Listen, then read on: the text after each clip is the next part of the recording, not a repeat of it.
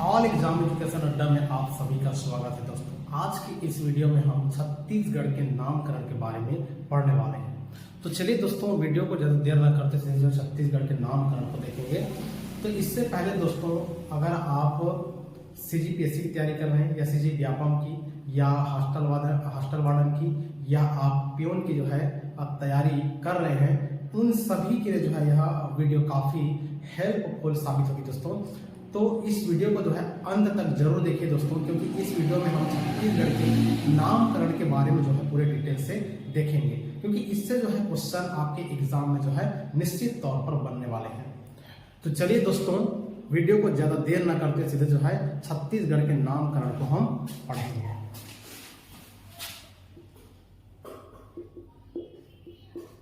छत्तीसगढ़ का नामकरण। दोस्तों, छत्तीसगढ़ का नामकरण सबसे पहले हम इसका जो है प्राचीन नाम देखेंगे।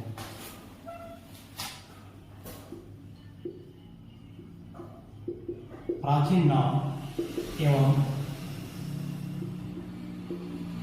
इसका उल्लेख। तो दोस्तों, छत्तीसगढ़ का प्राचीन नाम अर्थात छत्तीसगढ़ को दक्षिण कोसल के नाम से जो है जाना जाता था। छत्तीसगढ़ को किस नाम से जाना जाता था? तो दक्षिण कोसल। दक्षिण कोसल। तो छत्तीसगढ़ को दक्षिण कोसल के नाम से जाना जाता था और इसको जो है रामायण काल में छत्तीसगढ़ को दक्षिण कोसल के नाम से जाना जाता था। तो दोस्तों, वाल्मीकि द्वारा रचित रामायण में छत्तीसगढ़ को दक्षिण कोसल के नाम से जाना जाता था। रामायण का पहली बात होगी दोस्तों। दूसरी चीज, हरिसेन द्वारा रचित प्रयाग प्रशस्ति। हरिसेन द्वारा रचित प्रयाग प्रशस्ति में भी इसका उल्लेख है कि छत्तीसगढ़ को दक्षिण कोसल के नाम से जाना जाता था। दूसरी पॉइंट हुई दोस्तों, प्राचीन नाम देख रहे हैं इसका छत्तीसगढ़ का। पहले दक्षिण कोसल के नाम से इसको जो है जाना जाता था रामायण काल में। उसका जो है उल्लेख प्रयाग प्रशस्ति में, हरिसेन द्वारा रचित प्रयाग प्रशस्ति में इसका वर्णन हमें मिलता है। साथ ही साथ दोस्तों, तीसरी बात,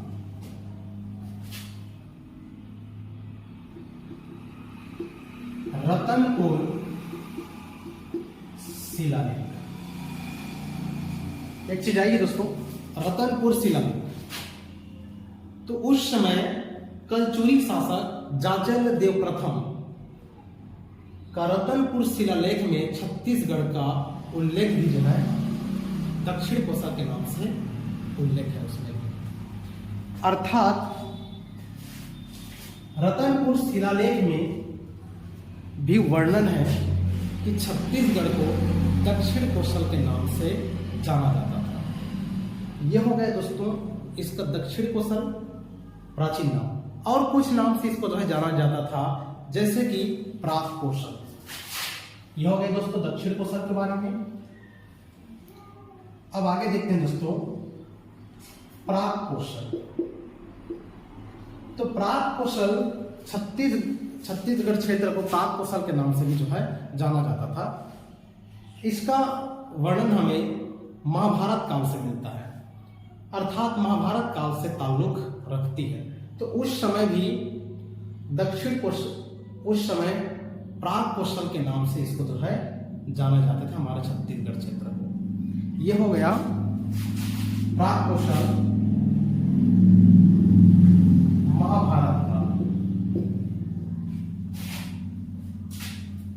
महाभारत काल में प्राक कोसल के नाम से जानी जाती थी। दोस्तों आगे बढ़ते हैं, और छत्तीसगढ़ को और अन्य नामों से भी जो है जानी जाती थी।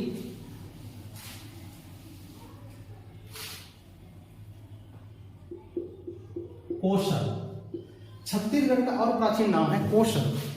तो छत्तीसगढ़ को कोशल के नाम से भी जाना जाता था और इसका हमें वर्णन महाकवि कालिदास द्वारा रचित रघुवंशम में इसका वर्णन है। तो उस समय छत्तीसगढ़ को कोशल के नाम से जाना जाता था, जिसका हमें वर्णन कहां से मिला है, तो महाकवि कालिदास की एक रचना है जिसको हम क्या बोलेंगे, रघुवंशम में वर्णन है। रघुवंशम, तो रघुवंशम में इसका वर्णन हमें मिलता है। चलिए और आगे देखते हैं। ये हो गया क्वेश्चन। छत्तीसगढ़ को रतनपुर राज्य के नाम से भी जाना जाता था। तो इसका हमें वर्णन मुगल कालीन आईने अकबरी में इसका हमें वर्णन मिलता है। अर्थात रतनपुर राज्य छत्तीसगढ़ क्षेत्र को जाना जाता था। इसका जिक्र हमें किसमें है, तो मुगल कालीन एक रचना है जिसको हम क्या बोलेंगे, आईने अकबरी। और इस आईने अकबरी में इसका क्या है, वर्णन है।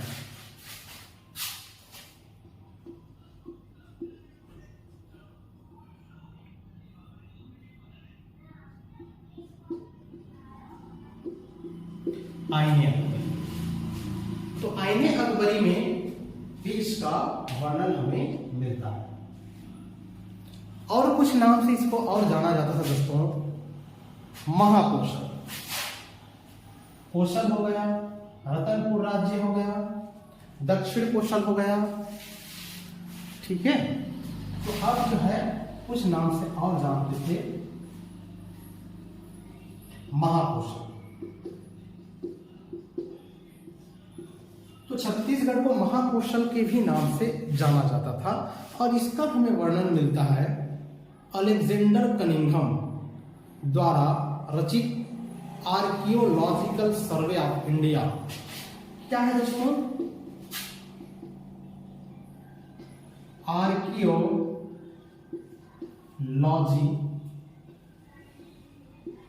Archaeological survey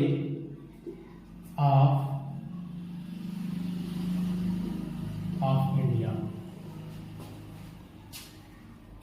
archaeological survey of India में इसका वर्णन मिलता है। अर्थात उस समय छत्तीसगढ़ को जो है महाकोशल के नाम से भी जाना जाता था। और ये महाकोशल नाम वर्णन हमें किसमें मिलता है, तो आर्कियोलॉजिकल सर्वे ऑफ इंडिया। और इसका जो लेखक है वो है आपका अलेक्जेंडर कनिंघम। क्या है, अलेक्जेंडर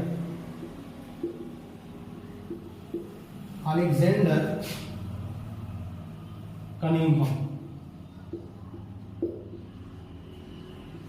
अलेक्जेंडर कनिंघम द्वारा रचित आर्कियोलॉजिकल सर्वे ऑफ इंडिया में इसका वर्णन हमें मिलता है दोस्तों वीडियो अगर अच्छा लग रहा है तो प्लीज दोस्तों वीडियो को लाइक कर दीजिए, शेयर कर दीजिए और चैनल में नए हैं दोस्तों चैनल को सब्सक्राइब कर दीजिए, ठीक है। तो चलिए आगे बढ़ते हैं दोस्तों।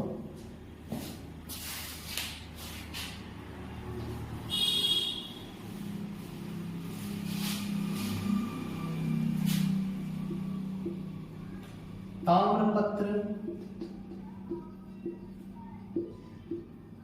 अभिलेख मुद्रा और धार्मिक ग्रंथों।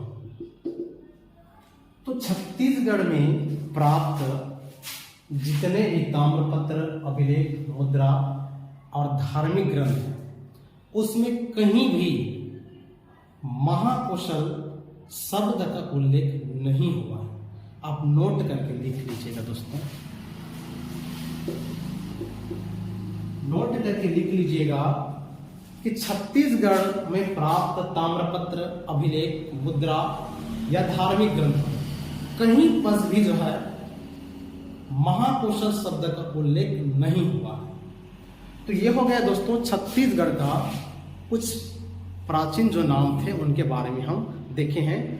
अब आगे बढ़ते हैं दोस्तों। उस समय कुछ और चर्चित क्षेत्र थे जैसे कि रतनपुर हो गया, रायपुर हो गया,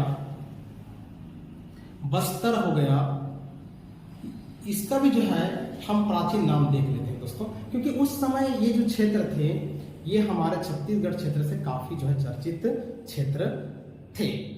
तो चलिए इसको देख लेते हैं। सबसे पहले बस्तर क्षेत्र का प्राचीन नाम देख लेते हैं दोस्तों।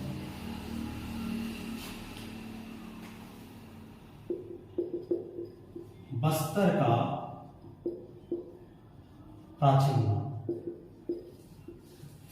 तो बस्तर को दंडकारण्य,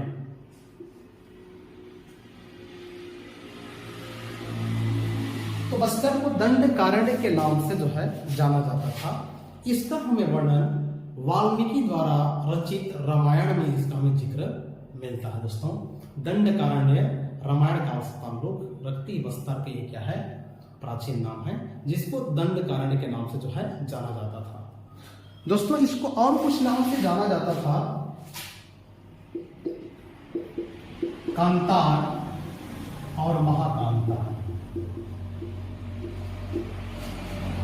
बस्तर को कांतार और महाकांतार के नाम से भी जो है इसको जाना जाता था।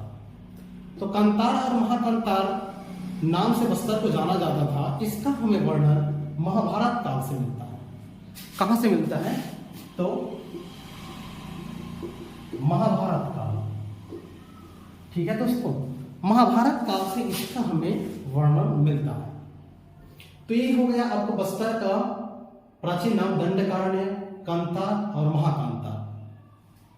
और कुछ नाम से जाना जाता था, प्राचीन नाम है इसका चक्रकोट, चक्रकोट और भ्रमरकोट। ये चक्रकोट और भ्रमरकोट के नाम से भी बस्तर को जाना जाता था। इसका हमें वर्णन छिंदक नागवंशी राजाओं की राजधानी के रूप में इसको जाना गया है। कौन से? तो छिंदक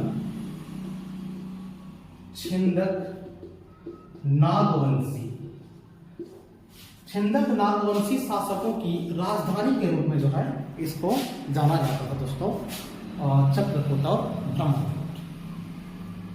तो ये तो आपको अच्छे से समझ में आ गई होगी। ये हो गया बस्तर का प्राचीन नाम दोस्तों। आगे देखते हैं रतनपुर का प्राचीन नाम।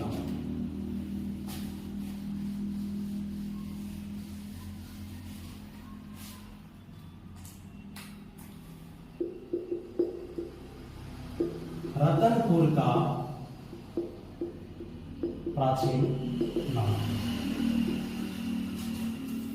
दोस्तों, वीडियो थोड़ा बड़ा बनेगा क्योंकि इसके नामकरण को हम जो है पूरे डिटेल से देखने वाले हैं, तो वीडियो थोड़ा जो है लॉन्ग हो सकती है। तो वीडियो को जो है आप एंड तक जरूर देखिएगा दोस्तों, क्योंकि इसमें जो है आपके एग्जाम में जो आने लायक है, जो एग्जाम में अक्सर क्वेश्चन पूछते हैं, उस चीज को जो है हम इस वीडियो में देख रहे हैं। तो दोस्तों वीडियो को जो है लाइक कर दीजिएगा, शेयर कर दीजिए, और जो है चैनल नए होंगे दोस्तों तो चैनल को सब्सक्राइब जरूर कीजिएगा और कमेंट करके बताइएगा दोस्तों। चलिए, ये हो गया रतनपुर का प्राचीन नाम देख रहे हैं। रतनपुर का प्राचीन नाम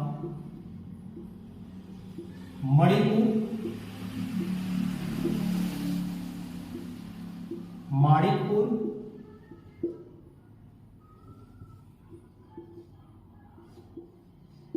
हीरापुर और रतनपुर। इसको 4 नाम से जाना जाता है, इसका प्राचीन नाम है। मणिपुर दोस्तों सतयुग में, कौन से युग में? सतयुग में। सतयुग के बाद कौन सा युग आएगा? त्रेता युग। तो माणिकपुर त्रेता युग में, त्रेता युग। और हीरापुर दोस्तों, हीरापुर जो है द्वापर युग में।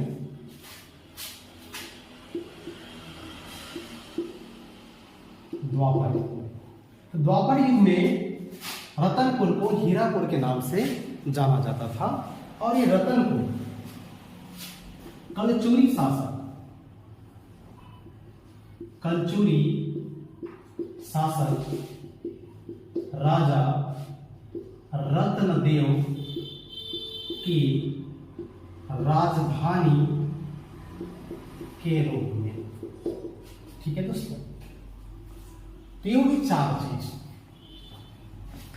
अब ये मणिपुर, माणिपुर, हीरापुर तो कैसे याद रखें दोस्तों, इसके लिए आपको हम ट्रिक बता देते हैं। ठीक है, देखिए ट्रिक हम लिख रहे हैं,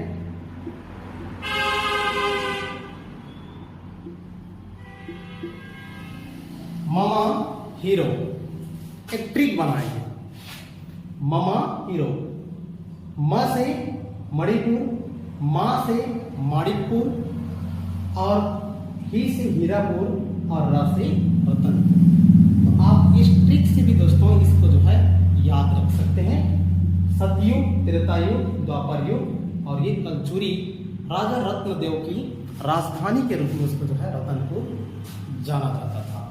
तो ये ट्रिक है, ममा हीरो, म से मणिपुर, मा से माणिकपुर, ही से हीरापुर और र से रतनपुर। तो ये इसका ट्रिक आप ट्रिक से भी याद कर सकते हैं दोस्तों। तो चलिए आगे बढ़ते हैं। ये हो गया रतनपुर का प्राचीन नाम। अब चलते हैं दोस्तों, रायपुर का भी प्राचीन नाम देख लेते हैं।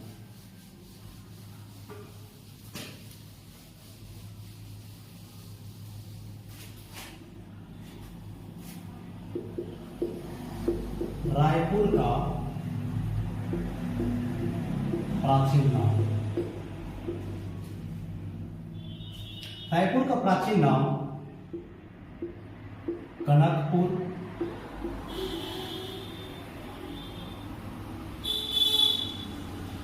हाटकपुर,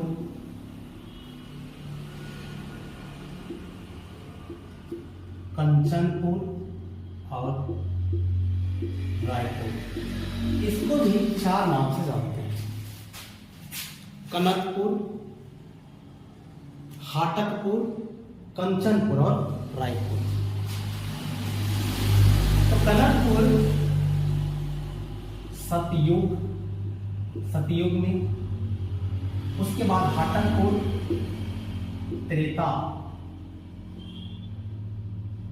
त्रेतायुग, ये द्वापर युग,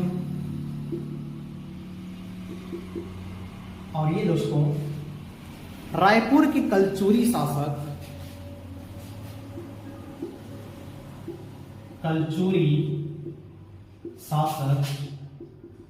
राजा रामचंद्र देव की राजधानी के रूप में। आए समझो दोस्तों, राजा रामचंद्र देव की राजधानी के रूप में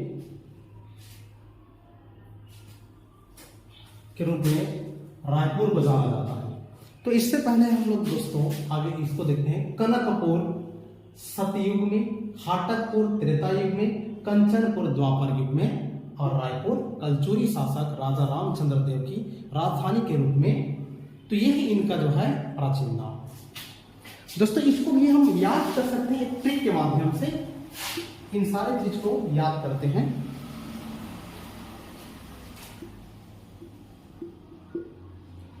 कहां कंचन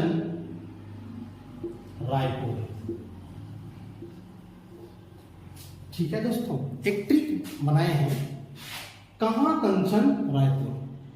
मैं पूछ रहा हूं कंचन से, तो कंचन क्या करी है, रायपुर जा रही है। ठीक है, क से कनकपुर, हा से हाटकपुर और कंचन से कंचनपुर और ये रायपुर। आप इस ट्रिक से जो है इसको याद कर सकते हैं दोस्तों। अच्छे से लिख लीजिए इसको, एक बार फिर से समझा देते हैं आपको। कहां कंचन रायपुर, हम पूछ रहे हैं कि कंचन कहां जा रहे हैं, तो कंचन बोल रहे कि मैं रायपुर जा रही हूं, है ना। तो क से कनकपुर, हा से हाटकपुर और कंचन से कंचनपुर और रायपुर। दोस्तों अगर ट्रिक अगर आपको अच्छा लगा होगा तो प्लीज वीडियो को लाइक कर दीजिए, और चैनल में नए होंगे दोस्तों तो चैनल को सब्सक्राइब कर दीजिए, और वीडियो को जो है शेयर कर दीजिए दोस्तों। और आपके लिए जो शानदार वीडियो चल रही है दोस्तों, ये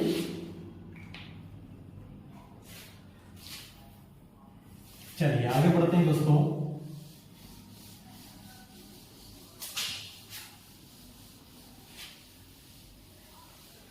ये तो हो गया दोस्तों प्राचीन नाम। अब कुछ साहित्यकारों ने भी जो है छत्तीसगढ़ शब्द का प्रयोग किया है। तो हम लोग प्राचीन नाम देख लिए। अब बहुत सारे जो साहित्यकार हैं उन लोग भी छत्तीसगढ़ शब्द का प्रयोग किया है, उसको भी जो है देखते हैं।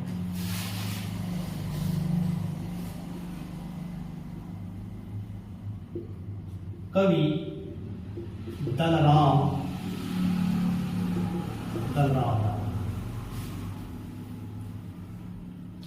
तो कवि दलराम राव ने अपने साहित्य में सर्वप्रथम छत्तीसगढ़ शब्द का इन्होंने प्रयोग किया था।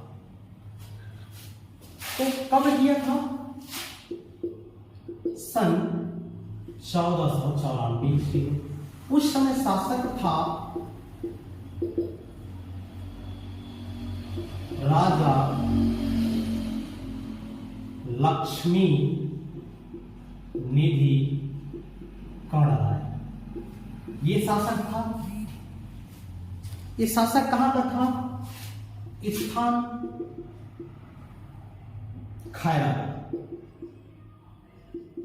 खैरागढ़ रियासत।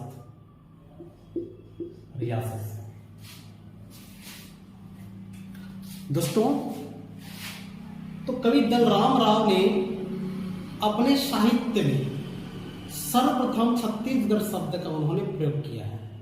तो उस पंक्ति को हम आपको बताते हैं कि किस पंक्ति में उन्होंने छत्तीसगढ़ शब्द का प्रयोग किया है।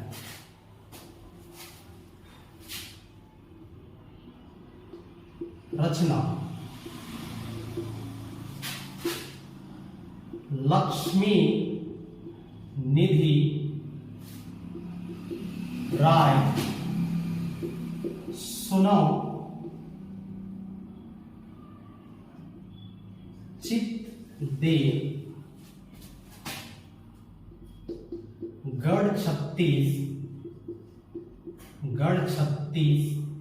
मेना गढ़िया। यह दोस्तों उनकी पंक्ति, और इस पंक्ति में उन्होंने छत्तीसगढ़ शब्द का प्रयोग किया है। अब कहां किया है देखिए, यहां 36 और ये गढ़, ठीक है। तो छत्तीसगढ़ शब्द का उन्होंने सर्वप्रथम प्रयोग किया है अपने साहित्य में। लक्ष्मी निधि राय सुनो चिद्दे गढ़ 36 में ना गढ़ी हो रही। यह उनकी रचना पंक्ति जिस पर उन्होंने छत्तीसगढ़ शब्द का प्रयोग किया।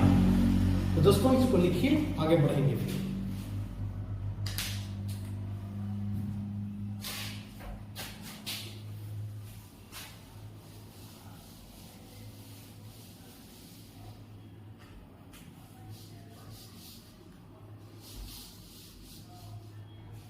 नेक्स्ट देखते हैं कवि गोपाल चंद्र मिश्र। कवि गोपाल चंद्र मिश्र, इससे पहले हम लोग देखे हैं कवि दलराम राव।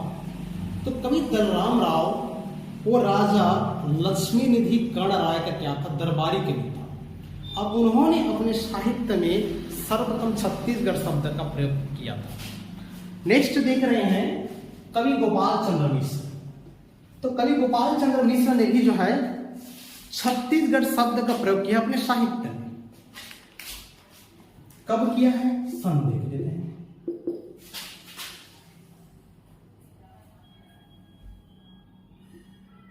सोलह से 1712 ईस्वी के आसपास इन्होंने प्रयोग किया था। शासक था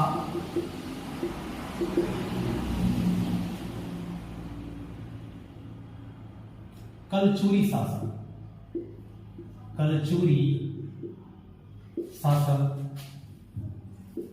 राज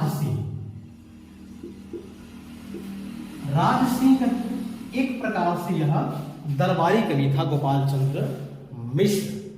और इन्होंने अपनी साहित्य में छत्तीसगढ़ शब्द का प्रयोग किया है। स्थान में देख लेते हैं रतनपुर तो उस समय शासक था राजसी, और इन्होंने अपनी साहित्य में छत्तीसगढ़ शब्द का प्रयोग किया। रचना देखते हैं खूब तमाशा। खूब तमाशा, तो खूब तमाशा में उन्होंने छत्तीसगढ़ शब्द का प्रयोग किया है। ठीक है दोस्तों, और इनके बहुत सारे और रचनाएं हैं, जैसे कि सुदामा चरित, इसको उन्होंने लिखा है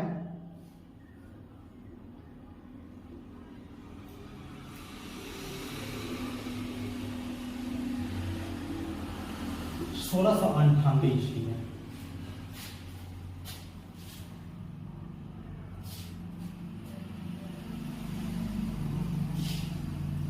और कुछ रचनाएं दोस्तों इसका, जैसे कि भक्ति चिंतामणि उन्होंने 1700 ईस्वी के आसपास लिखी है।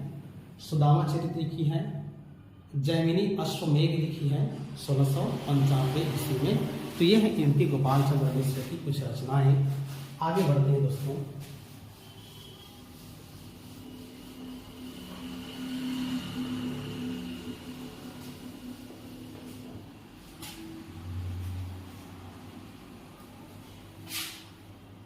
तीसरा देखते हैं काशीनाथ गुप्ते। इन्होंने 1707 में छत्तीसगढ़ शब्द का अपने साहित्य में प्रयोग किया है। सन हो गया 1707। स्थान नागपुर क्षेत्र। शासक या शासन मराठा काल। और इनकी रचना है नागपुर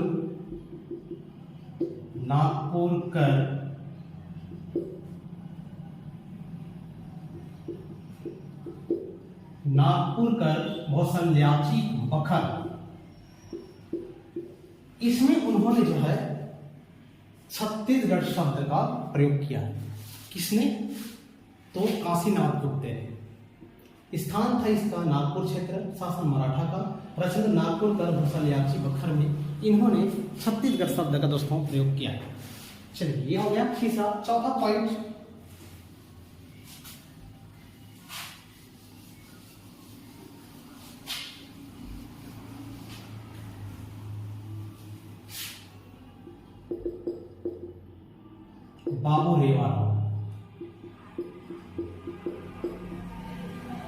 बाबू रेवाराम ने भी अपने साहित्य में छत्तीसगढ़ शब्द का प्रयोग किया है। इन्होंने सन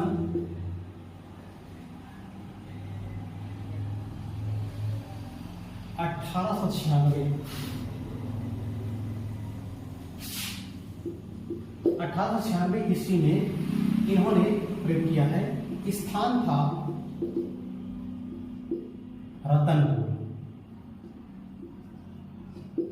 रतनपुर और इनकी रचना थी विक्रम विलास। इसमें उन्होंने छत्तीसगढ़ शब्द का प्रयोग किया है। बाबू रेवाराम सन 1896 के आसपास और स्थान था रतनपुर। रचना थी इनकी विक्रम विलास और इसमें उन्होंने जो है छत्तीसगढ़ शब्द का प्रयोग किया है। तो ये हो गए दोस्तों कुछ साहित्यकारों ने जिन्होंने छत्तीसगढ़ शब्द का प्रयोग किया है अपने साहित्य में। आगे देखते हैं दोस्तों कुछ और फैक्ट है।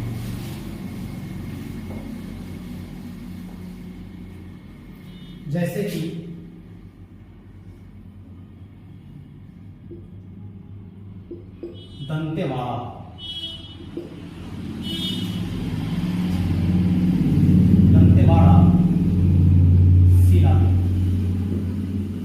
दंतेवाड़ा शिलालेख, इसमें सर्वप्रथम छत्तीसगढ़ी भाषा का प्रयोग हुआ है।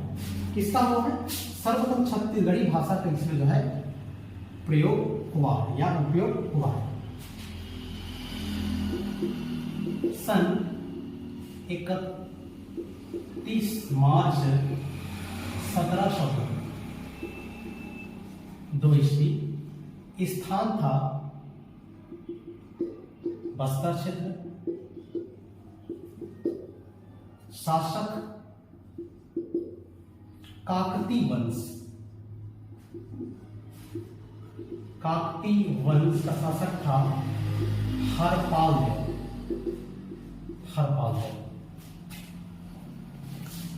इनके शासनकाल में ये दंतेवाड़ा जो शिलालेख में प्राप्त हुई है उसमें सर्वप्रथम छत्तीसगढ़ की भाषा का प्रयोग हुआ है दोस्तों। चलिए और कुछ तथ्य पर चलते हैं।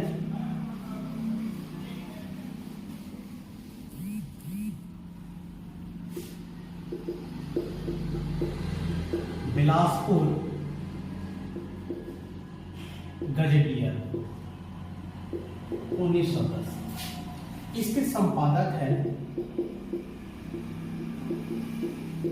A.E. नेल्सन और छत्तीसगढ़ शब्द का प्रयोग किया था J.T. ब्लंट ने। तो J.T. ब्लंट ने जो है छत्तीसगढ़ शब्द का प्रयोग किया है। इसके संपादक है कौन? A.E. नेल्सन ने इसके संपादक है। बिलासपुर गजेटियर 1910 में इसका संपादक हुआ था और इसका संपादक था A.E. नेल्सन और उसको छत्तीसगढ़ शब्द का प्रयोग किया था J.T. ब्लंट ने। तो ये तो हो गया दोस्तों बिलासपुर गजेटियर के आधार पर छत्तीसगढ़ का प्रयोग, छत्तीसगढ़ शब्द का। नेक्स्ट देखते हैं कुछ नामकरण के आधार पर, नामकरण के आधार पर।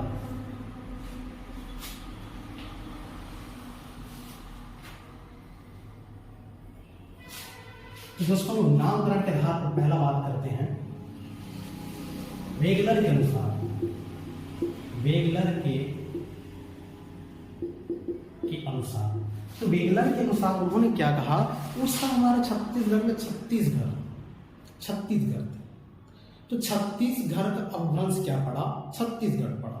ठीक है, छत्तीसगढ़ का अपभ्रंश क्या पड़ा? छत्तीसगढ़, इसका अपभ्रंश पड़ा छत्तीसगढ़। ये वेगलर के अनुसार। ठीक है, दूसरी चीज हीरालाल के अनुसार। हीरालाल के अनुसार, अगर हीरालाल के अनुसार देखें दोस्तों, तो हीरालाल के अनुसार इन्होंने कहा कि उस समय हमारा छत्तीसगढ़ जो था वो छत्तीसगढ़ महाजनपद के अंतर्गत आता था। तो इसी का अपभ्रंश जो है छत्तीसगढ़ पड़ा। छत्तीसगढ़ महाजनपद के अंतर्गत हमारा जो छत्तीसगढ़ जो क्षेत्र था वो उसी के अंतर्गत आता था और इसी का अपभ्रंश क्या कहा हीरालाल ने? छत्तीसगढ़ पड़ा। ठीक है, तो ये हो गया नामकरण के आधार पर। अब कुछ लास्ट पॉइंट और देखते हैं दोस्तों इसका नामकरण का। रायपुर गजेटियर, रायपुर गजेटियर, ये भी 1910 में। तो इसके अनुसार क्या था कि शिवनाथ नदी के उत्तर रतनपुर में कलचुरी शासक, रतनपुर क्षेत्र, और शिवनाथ नदी के दक्षिण रायपुर कलचुरी शासक। तो रतनपुर क्षेत्र में उस समय 18 गढ़ थे और रायपुर क्षेत्र में 18 गढ़ थे और दोनों को विभाजित कौन कर रहा था? शिवनाथ नदी। जैसे देखिए दोस्तों,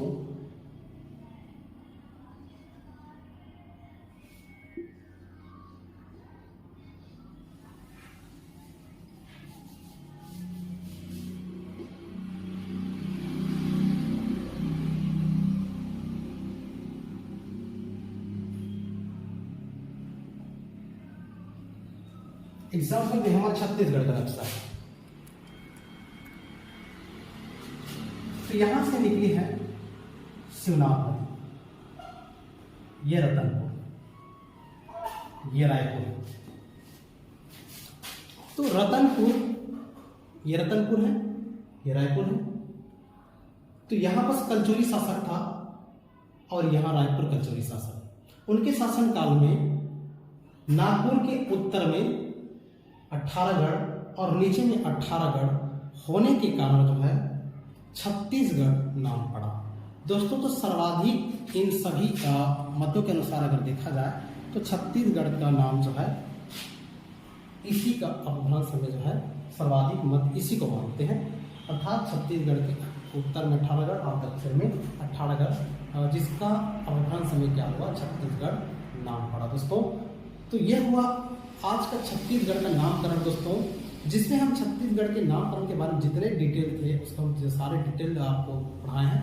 तो आशा करता हूं दोस्तों अगर ये वीडियो अच्छा लग रहा है तो प्लीज़ वीडियो को लाइक कर दीजिए, शेयर कर दीजिए और चैनल को सब्सक्राइब कर दीजिए, ताकि हमारा नेक्स्ट वीडियो का नोटिफिकेशन आपको जो सबसे पहले मिल सके। छत्तीसगढ़ की क्लासेस चल रही है, छत्तीसगढ़ जो है हम पूरे पढ़ने वाले हैं, स्टार्टिंग से देख रहे हैं और अंतिम तक जाएंगे, छत्तीसगढ़ के सारे चीज़ पढ़ने वाले हैं। तो दोस्तों इसलिए वीडियो को लाइक कर दीजिए, शेयर कर दीजिए और चैनल को सब्सक्राइब कर दीजिए, ताकि हमारा नेक्स्ट वीडियो का नोटिफिकेशन आपको सबसे पहले मिल सके। दोस्तों चलिए तो आज के लिए इतना ही दोस्तों, नेक्स्ट वीडियो में आपसे फिर मुलाकात होगी। चलिए दोस्तों, जय हिंद, जय भारत।